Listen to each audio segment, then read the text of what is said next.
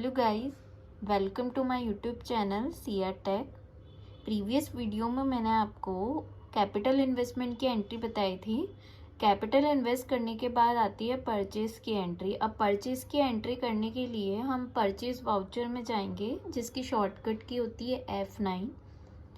Purchase में तो चल गए। अब दो तरह के परचेज एंट्री हम पास करते, एक होती है कैश परचेज और एक होती है क्रेडिट परचेज।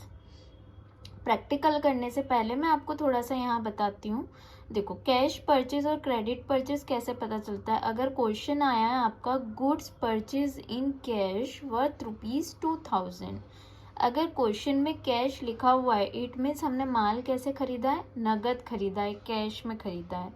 मैंने आपको रूल बताया था, कैश आया तो डेबिट और कैश गया तो कैश क्या हो जाता है, क्रेडिट। जब हम माल खरीदेंगे, कंपनी में, फर्म में माल खरीदेंगे, तो कैश क्या होगा, जाएगा हमारे पास से। तो देखो, मैंने क्रेडिट में लिख दिया कैश। और ये कैश क्यों गया है, क्योंकि हमने परचेज करा है, इसलिए बची हुई जगह पर डेबिट में क्या आ गया, परचेज।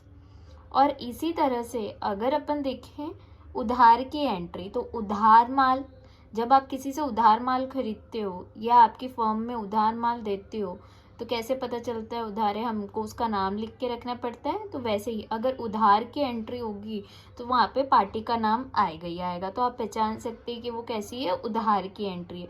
जैसे goods purchase from CR ₹5000, Siya से 5000 का माल खरीदा तो वापस से वही कैश गया तो कैश क्रेडिट होता है। हमने माइंड में यही कंसेप्ट लगाया। अब यहाँ क्योंकि कैश गया नहीं है, उधार है, तो जिससे उधार आपने खरीदा है उसका नाम दे देंगे। मतलब आपने यही सोचा कैश क्रेडिट, बट अभी कैश नहीं गया है तो सिया क्रेडिट हो गया एंड डेबिट में क्या आ गया, परचेज आ गया। तो इस तरह से आप एंट्री पास कर सकते हैं गाइस।